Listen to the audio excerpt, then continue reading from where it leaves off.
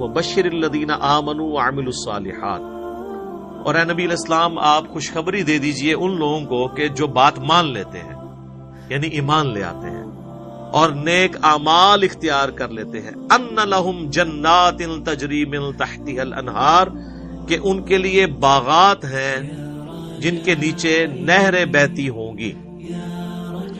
کلما رزقوا، جب کبھی بھی انہیں رزق دیا جائے گا اس جنت میں، منہا ان باغوں میں سے، من ثمرۃ الرزق،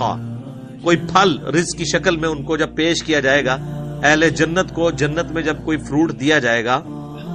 قالوا هذا الذي رزقنا من قبل، وہ کہیں گے یہ تو وہی ہے جو ہمیں اس سے پہلے دنیا میں بھی دیا جاتا تھا، وَأُتُوا بِهِ مُتَشَابِهًا، حالانکہ وہ ان کو اس سے ملتا جلتا فروٹ دیا جا رہا ہوگا، ایگزیکٹ نہیں ہوگا، ملتا جلتا اس لیے دیا جائے گا کہ انسان کی ایک نیچر ہے۔ دنیا میں بھی آپ دیکھ لیں، آپ کسی دسترخوان پہ بیٹھے ہوں تو سب سے پہلے اس چیز کو ہاتھ ڈالتے ہیں جس کے ساتھ آپ مانوس ہو۔ آپ کسی ولیمے پہ بھی جاتے ہیں تو آپ کے سامنے کوئی ایسی عجیب و غریب ڈش آ جائے تو آپ اس کے رسک نہیں لیتے کھانے کا کہ پتہ نہیں کیا ذائقہ ہو، الٹا پلیٹ بھر کے بیٹھ جاؤں اور اس دوران جو میں نے کھانا تھا وہ ختم ہی ہو جائے، یہ بھی چانس ہوتا ہے نا۔ تو انسان مانوس اس چیز کے ساتھ تھا جو پہلے اس نے اس کو ایکسپیرینس کیا ہو، یہ اللہ تعالیٰ نے انسان کی نیچر رکھی ہے۔ تو جنت میں بھی ابتدائی مہمان نوازی کے طور پہ جنتیوں کو وہ رزق دیا جائے گا جو دنیا میں وہ ایکسپیرینس کر چکے ہیں، آم، کیلا، انار، سیب، جو ہمارے ایکسپیرینس میں۔ اب دیکھنے میں تو وہ فروٹ دیکھنے میں تو ویسا ہی ہوگا، تو وہ کھانے سے پہلے ہی بات کریں گے کہ تو یہ وہی چیز ہے، ایتھے بھی آ کے وہی کچھ، لیکن نظر آئے گا کہ ان کے اس کی طرح کا ہوگا لیکن ویسا نہیں ہوگا۔ اب انور اٹور کا ذائقہ اور ایک دیسی آم کا ذائقہ برابر ہو سکتا ہے؟ دیکھنے میں تو دونوں ایک جتنے ہوتے ہیں، شکل و صورت بھی ملتی جلتی ہوتی ہے، لیکن زمین آسمان کا فرق ہے ٹیسٹ میں۔ اسی طریقے سے چونسے کا ٹیسٹ ہو یا کسی دوسرے آم کا، وہ برابر نہیں ہو سکتا۔ تو یہ تو دنیا میں ہی اللہ نے اتنا فرق رکھا ہوا ہے، تو آخرت میں جو آم دیا جائے گا وہ دنیا والا آم نہیں ہوگا، ہاں شکل و صورت میں ضرور ملتا جلتا ہوگا، لیکن اس آم کی تو کیا بات ہے۔ اللہ تعالیٰ جنت میں ہمیں اپنے محبوب صلی اللہ علیہ وآلہ وسلم کا پڑوس نصیب فرمائے، آمین۔ وَلَهُمْ فِيهَا أَزْوَاجٌ مُطَهَّرَةٌ، اور وہاں پہ ہوں گی ان کے لیے پاکیزہ بیویاں۔ پاکیزہ بیویاں دنیا کی بیویاں بھی اور جنتی حوریں بھی، وہ آگے چل کے ذکر آ جائے گا اس حوالے سے۔ اچھا، جنت میں جتنی بھی نعمتیں ہیں نا، ان میں جو یعنی ڈومیننٹ نعمتیں ہیں، ان کا کچھ نہ کچھ حصہ اللہ نے دنیا میں اس حوالے سے رکھا ہے کہ انسان اس نعمت کو ایکسپیرینس کر سکے، لیکن وہ زمین آسمان کا فرق ہے، لیکن کسی درجے میں ایکسپیرینس کروایا گیا، اور ایکسپیرینس کروایا گیا ہے تو تبھی ان چیزوں میں اٹریکشن ہے، اگر اٹریکشن نہیں ہوگی تو اس کے لیے تگ و دو کون کرے گا۔ تو اسی طریقے سے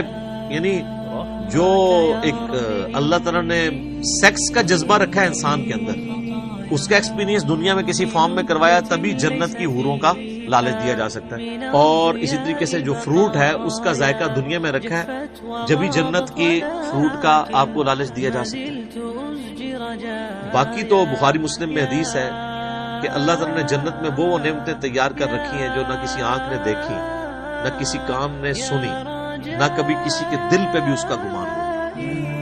وہ تو ان امیجنیبل۔ یہ صرف متشابہات ہیں، چیزیں ملتی جلتی چیزیں دنیا میں، صرف بات سمجھانے کے لیے۔ اور دنیا کی نعمتیں تو فنا ہونے والی ہیں، لیکن ان نعمتوں کے ساتھ آ رہا ہے وَهُمْ فِيهَا خَالِدُونَ، وہ رہیں گے ہمیشہ ہمیشہ اس کے اندر، نہ ختم ہونے والی نعمتیں۔ اچھا، دنیا میں کوئی بڑے سے بڑی بھی نعمت ہے نا، وہ اچھی انسان کو لگتی ہے، لیکن جیسے ہی اس کے چھوٹ جانے کا خیال آتا ہے تو دل کے اوپر غم کا غلبہ ہو جاتا ہے، اور جنت میں غم نہیں ہے، اس لیے جنت میں ہمیشہ کی نعمت ہے۔ صحیح مسلم میں ایک حدیث ہے کہ جب جنتی جنت میں داخل ہونے لگیں گے تو ان کو ایک ندا کی جائے گی، جاتے ہی خوشخبری ملے گی، تمہارے لیے مبارک ہے، آج کے بعد تمہیں کبھی موت نہیں آئے گی، تم ہمیشہ زندہ رہو گے۔ آج کے بعد تمہیں کبھی بدحالی نہیں آئے گی، تم ہمیشہ خوشحال رہو گے۔ آج کے بعد تمہیں کبھی بڑھاپا نہیں آئے گا، تم ہمیشہ جوان ہی رہو گے۔ اور آج کے بعد اللہ تم سے کبھی ناراض نہیں ہوگا، ہمیشہ راضی رہے گا۔ یعنی دنیا میں تو سب سے بڑی اہل ایمان کے لیے ٹینشن ہی یہی ہے نا کہ میں نے یہ کیا تو ناراض نہ ہو جائے۔ جنت وہ جگہ ہے جہاں کچھ بھی کر لیں اللہ ناراض نہیں ہوگا۔ ہر وہ چیز جو دنیا میں بھی جرم تھی وہاں جا کے وہ جرم نہیں رہے گی۔ دنیا میں مرد کے لیے سونا پہننا حرام ہے، اور جنت میں سونے کے کنگن پہنائے جائیں گے، ریشم کا لباس پہنایا جائے گا۔ قرآن پاک میں آتا ہے، بخاری مسلم میں درجنوں احادیث ہیں۔ جسے شوق ہو تو مشکات المصابیح کی 3 جلد میں جنت والا چیپٹر پڑھ لیں تو آپ کو اندازہ ہوگا کہ جنت میں اللہ تعالیٰ نے کیا کچھ رکھا ہے انسان کے لیے۔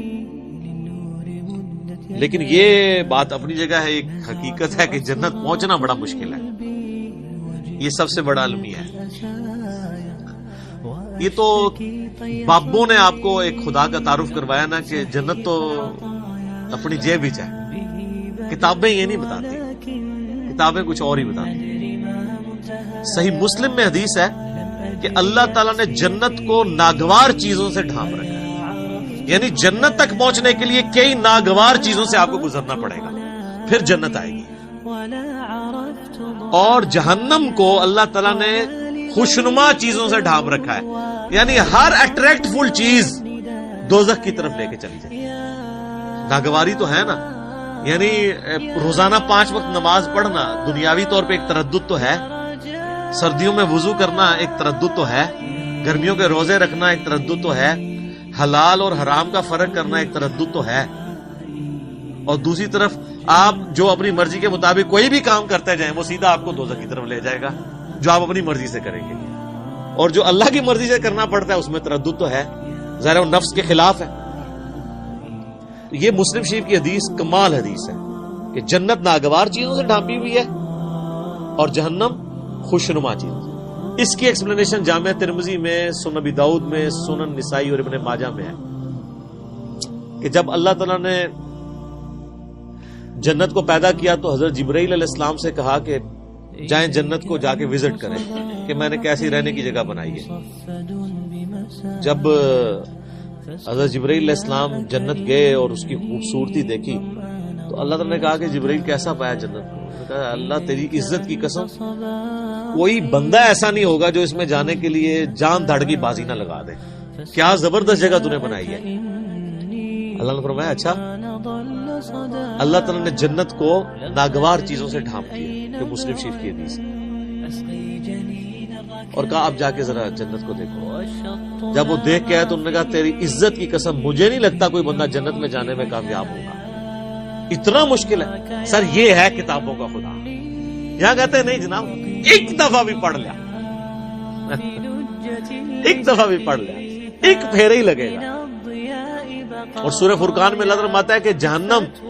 ہمیشہ رہنے کے لیے بھی بری جگہ ہے اور ایک لمحے کے لیے رہنے کے لیے بھی بری جگہ ہے۔ آپ لاکھ کہتے رہے کہ پھیرا لگے گا، اچھا یہ پھیرا بھی اس لیے ہم کہتے ہیں کہ ہم نے کبھی اس پھیرے کو امیجن نہیں کیا،